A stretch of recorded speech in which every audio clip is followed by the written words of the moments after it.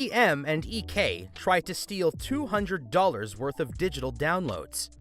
The cast is me, AM, awesome manager, SM, store manager, SG, security guard, EM, entitled mother, ET, entitled teenager, and PD, poor dad. You all wanted the story, and here it is. This was my second year working at Walmart, and it was a slow day. I was browsing the area around electronics, so it was neat when management came around. And when I was by the DVDs, I noticed a few cases hiding behind some products. The DVDs were there and fine, but I saw the digital downloads were gone. This did throw me off a bit because usually people would just take the whole thing and leave the case. But no, just the downloads. So I placed them in the damage cart and wrote missing digital downloads. Plus, the packages were open, so we couldn't sell them because the disc could be damaged for all we know.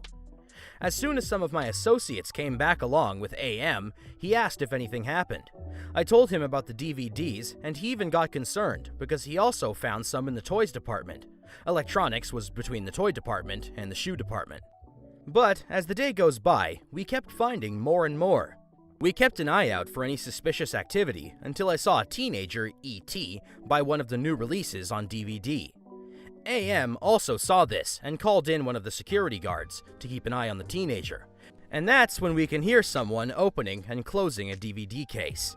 AM immediately took action and walked up to her. "Miss, may I ask you what you're doing?" "I'm just browsing for something for my little brother." She was rolling her eyes at him. AM noticed something small in her hand and one of the DVDs shoved into the back of the shelf with the case open. "I can't have you opening the DVDs." "Well, how do I know if you're not going to sell empty cases?" She was getting hostile very quickly. "I get that, miss, but you're still not allowed that." ET was getting very defensive until the SG was on site, and that's when I saw a woman coming down the aisle to stand by her. And that's when I knew it was the entitled mother. "Is there something wrong, sweetie?" "Yeah, he's accusing me of stealing." "Miss, me and my associate—" "My daughter would never steal. How dare you accuse her of that?"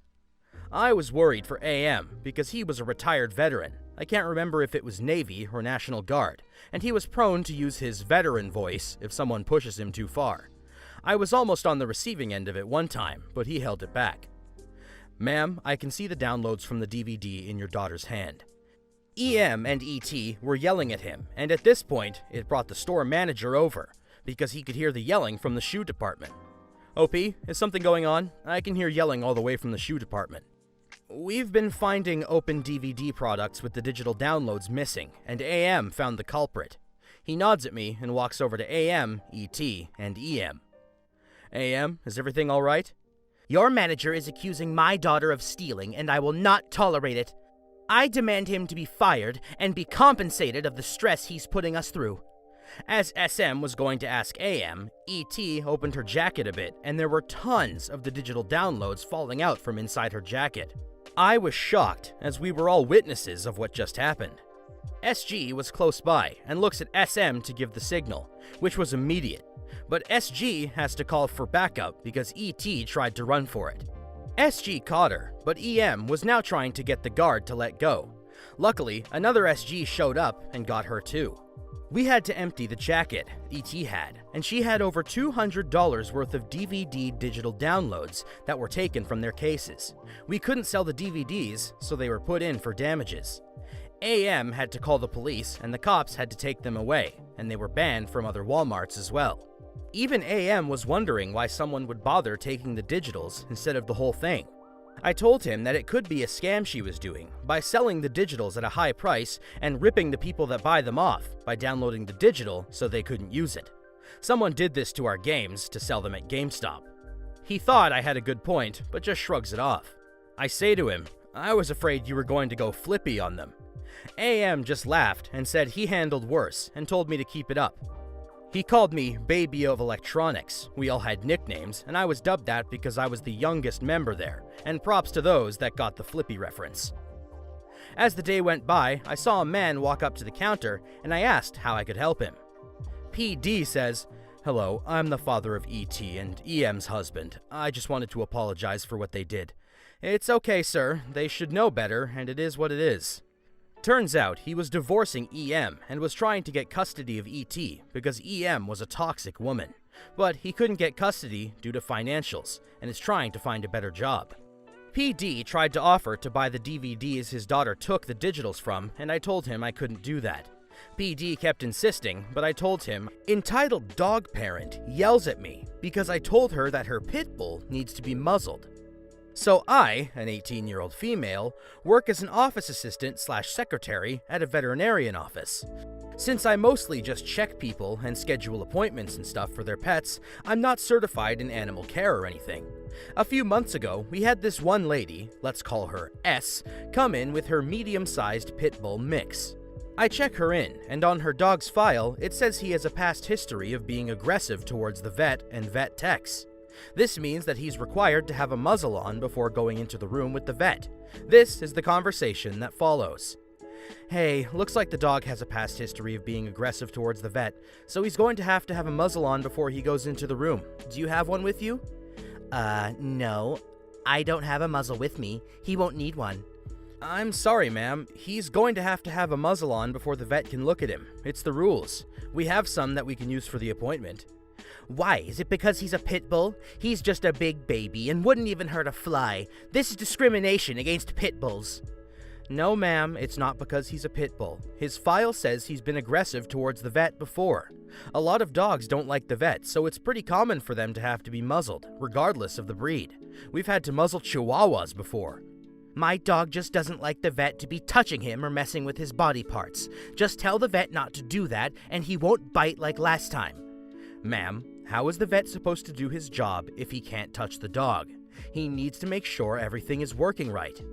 I don't care. My dog is not going to be muzzled, and that's final.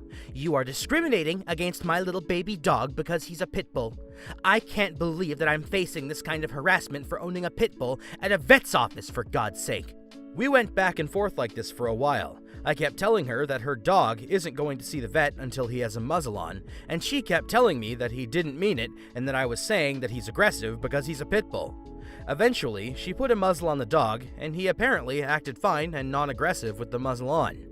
But since he was aggressive once without the muzzle, he will still have to be muzzled for future appointments. She ended up filing a complaint against me because I was discriminating against her and her dog. But it never really went anywhere. She has another appointment next week, so that's going to be fun.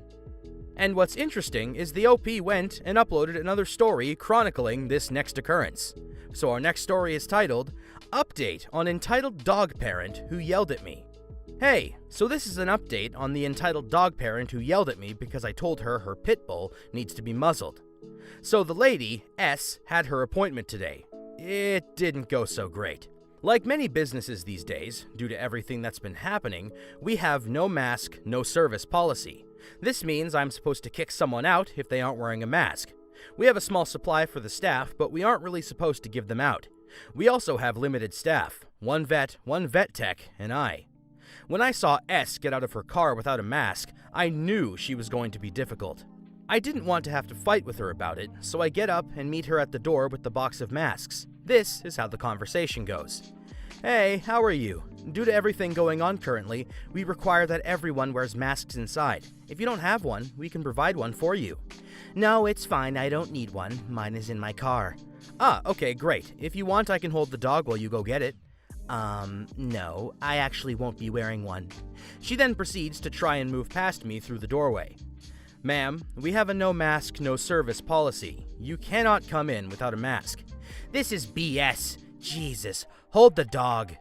She shoves dog's leash into my hands and storms off to her car to get her mask. When she comes inside, I start checking her in, and I see the note on dog's file that he was aggressive at a past appointment. A lot of comments said that I shouldn't phrase it as the dog being aggressive because it can upset the owners.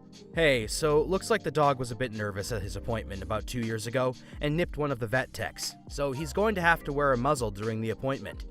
I went through this last time with that last receptionist. He doesn't need a muzzle. He was good at his last appointment. Ma'am, he nipped a vet tech in the past, so he's going to have to wear a muzzle. Suddenly, a car comes tearing into the driveway, and a guy gets out with this tiny limp puppy in his arms. Obviously, I immediately go and get the vet. Vet comes out and meets the guy at the door, takes the puppy, and starts asking questions while they go to the back room. Meanwhile, her dog starts flipping out and pulling at its leash towards the puppy. Once the vet gets into the back and dog calms down, I start talking with her again. "Oh my god, I hope that puppy's okay. Ma'am, I'm sorry, but you might have to wait for a bit. That looked like a pretty serious emergency. We can reschedule for later or tomorrow if you'd like." "I had an appointment." "Yes, ma'am, but an emergency case just came in and we only have one veterinarian in right now." "How long is it going to take? I have to go to work." "I have no idea, ma'am. That puppy looked like he was in rough shape. We can reschedule you if you'd like." "Well, dog's appointment is today, so I want to see the vet now." "Ma'am, you will not be seeing the vet right now. He's working on a critical patient. I don't know how long it will take, but it's probably going to be a few hours, so if you have to go to work, you should probably reschedule." "I cannot believe this. My dog had an appointment, and your office isn't going to see him. I bet if he were as cute as that little puppy, you would. It's just because he's a big, scary pit bull, isn't it?" "Would you like to reschedule? We have an opening for this time tomorrow." "No, I don't want to reschedule my appointment that I am at right now. I cannot believe I'm being discriminated against again because my dog is a pit bull." S proceeds to literally storm out like an actual giant child who didn't get her way after telling me she was going to find a new vet. She later called and scheduled her appointment for tomorrow, but luckily I'm not working. I'm reading this over, and honestly, it sounds fake, but I swear I can't make this stuff up. Sometimes I feel like I could write a book about the people I meet being a receptionist. For those worried about the puppy, the guy who brought it in had found it under his car in the 100-degree weather, and the poor thing was very overheated. Luckily, she should be okay, and the guy is probably